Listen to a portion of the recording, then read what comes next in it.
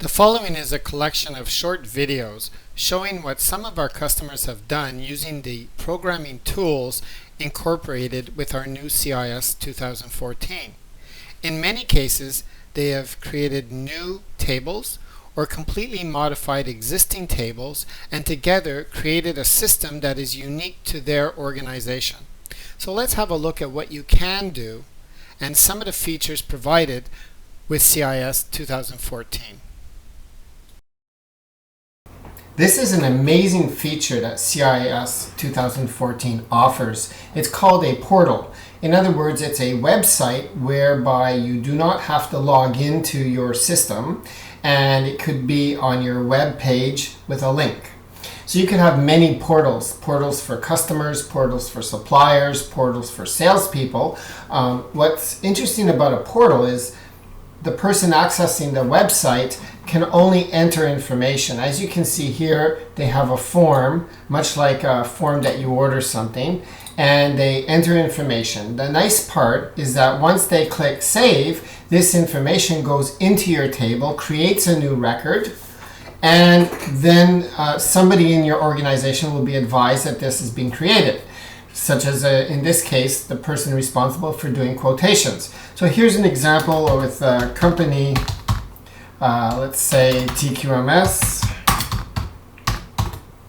and we have a number here, 555, quotation date, I'm going to put in today's date, structure, multi-site. So here I'm going to put site A, quantity of shifts 1, we're not registered, so I'm going to take that off. Street address, TBA, just for now. Total employees, 45. Hours, 8. And scope, ISO 9001, for example. And then I can add different locations. So in this case, I can add location B, quantity of shifts 2, and you get the drift. So basically here, they're filling out information requesting a quote for ISO certification. So this would be interesting for a registrar. So I can put in the management representative, the phone number, and we're going to see what happens here once this is entered. So let me just quickly do this.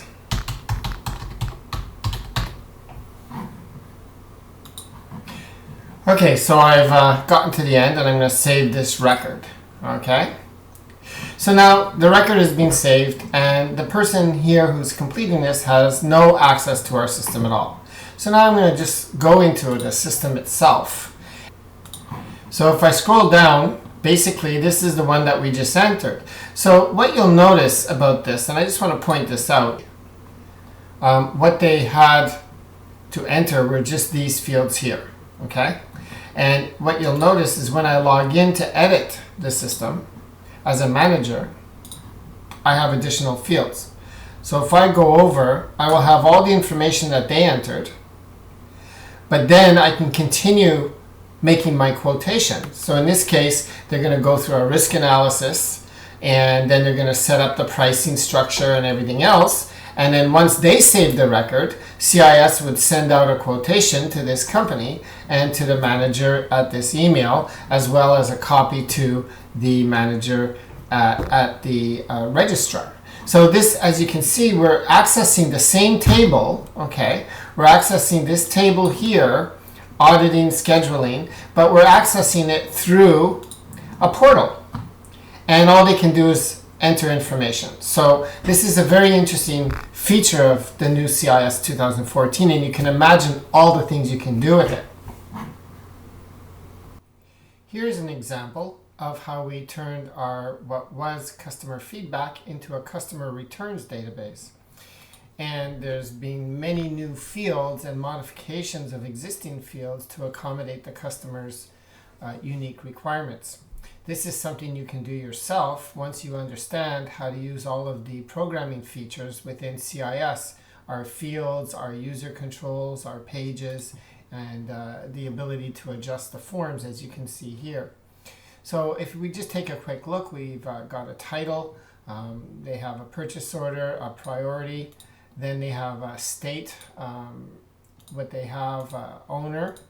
Then they can put in a distributor. They can type in and it'll pop up. They can select another type of distributor because they have two user types.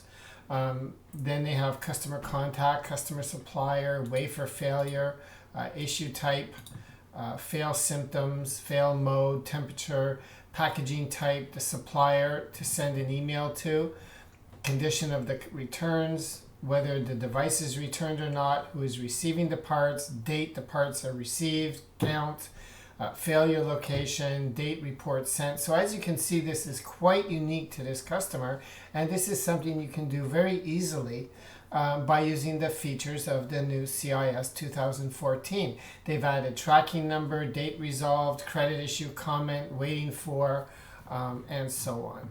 So this is yet another example of what you can do with CIS. This is another unique example of what we've done to further enhance the system so that it works automated with suppliers and the client. So we've converted the customer feedback into customer returns, as I demonstrated earlier. However, if you remember in customer feedback system, there is a place that you can select a supplier and issue a SCAR, a supplier corrective action request. Well, what we've done here is we've gone to the bottom and put here in red, supplier, please complete the following 5 fields if you received a SCAR. So these, of course, are not required fields because they're not going to be filled out at each and every time. However, they're one, supplier enter root cause, supplier enter actions to contain issues, supplier enter final corrective action, enter the date the car will be completed, and enter manager responsible for car. Now, what's interesting about this is we created another user control for suppliers.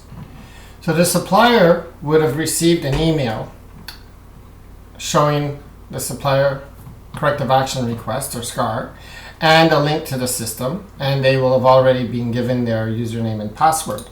Now, once they link into the system, for example, I'm just going to go to the home page here, they have a video on training for the SCAR on how to use it, and then they can click on their SCARs and they would see only the SCARs that were issued to them. And when they click on edit, and they can only edit, you'll notice that they can then go down and edit these fields. Now, it is possible that we can even lock these fields so that they cannot even access them, if you like. They could only see the information. So here they would go in and they would add or edit the root cause and so on so that the supplier would fill it. Now, once this record has been edited and updated, the manager responsible or the owner would be advised by email. So as you can see, they're automating the system completely. This is another example of how we've modified CIS to meet the needs of a specific client, and this is something you can do yourself with all the features offered in CIS. So we've obviously made a new table called auditing scheduling, but we've also modified existing tables. So for example, we've moved the auditor schedule so when the auditor logs in, he can make his little notes on the calendar that would turn up on the calendar so that we could see the availability of all the auditors. But in this case, we've also asked the programmers to make a little link so that when we schedule an audit, it will only display the programmers that are available on those particular audit days so they can be selected. We've also modified the audit detail forms. I'm sure you're familiar with the audit system. So if we make a new audit, you have the typical audit title, plan, date, and you can make it, monthly, quarterly, yearly, and so on. One of the things that we modified, however, is if we go to an existing audit and we're making our agenda plans for the audit, we've modified this quite extensively. We've put in plan start date, plan end time for each part of the audit so that you can present a complete agenda starting from 8 to 9. We're going to audit this particular section, 9 to 10, and so on. So we have applicable documents, audit plan details, action items required, and so on. So you can modify all these features using the new CIS 2014, and the features that enable you to do this are pages, user controls, fields, and modules, all of which you have access to in the new CIS.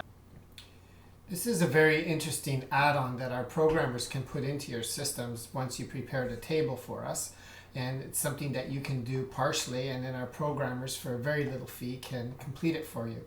In this case, the customer wanted to have line items following the work orders. So here, as things are done, they edit the work order, they put in the date, the employee that creates it, the process, and then they can put in the hours, the equipment, and the comments, and they can add line items, and this would grow as they add the line items or work towards completing the work order. And at this point, it will keep track of the actual hours. So this actual production hours would be a total of all these hours as they are added to the system. So this is a unique feature that can be used throughout CIS for many different applications. This customer has done extensive modifications to their CIS 2014 system. As you can see, they've created a development section with product development, product recode, product modification, request for lab work. They've entered made systems for late shipments, sample request details, and things like that. So if you look at, for example, late shipments, and they have, if we look at late shipments here, they keep track of the shipments, why they're late, reason for being late, and so on. Then they have sample requests that salespeople and other people can request samples to be shipped to different customers. And they can keep track of what they shipped. Again, we've installed one of these features where they can put the amount in pounds, sample product, code, analysis, and they can keep on adding to this. And they've created a whole new table here within their CIS system, tracking numbers, date ship, product numbers, location, person responsible. And you can see that they've created what's called foreign fields, whereby it only displays the people who could be selected. Okay, not all of their managers, and they would be different managers depending on the selection that you decide upon. So like if we go to product development that they've created, a whole new section here where they've done some pretty nice work where they have design input. So here, these managers are for design input. Lab personnel are different versus lab assignment personnel. And you have a design date, lab personnel date, and the input form is quite extensive. Now this customer has done all of this by themselves with very, very little help from our programmers. So most all of this they've done by themselves, and I believe Samantha, in charge of this, has very little programming experience prior to working with CIS. So whether you're using CIS 2014 or you're using our original CIS and are planning to move to CIS 2014, plan to attend our new seminar in Vegas on February 29th to March 2nd. It will include all of what you need to know to unlock the secrets of CIS 2014 and the programming features. And we're also providing an ISO 9001-2015 transition seminar. Everything you need to know to transition your ISO 9001 system and any features you may or may not want to add to your CIS 2014. So the agenda can be downloaded on our CIS2014.com website, and you can make your reservations at the hotel and sign up online here.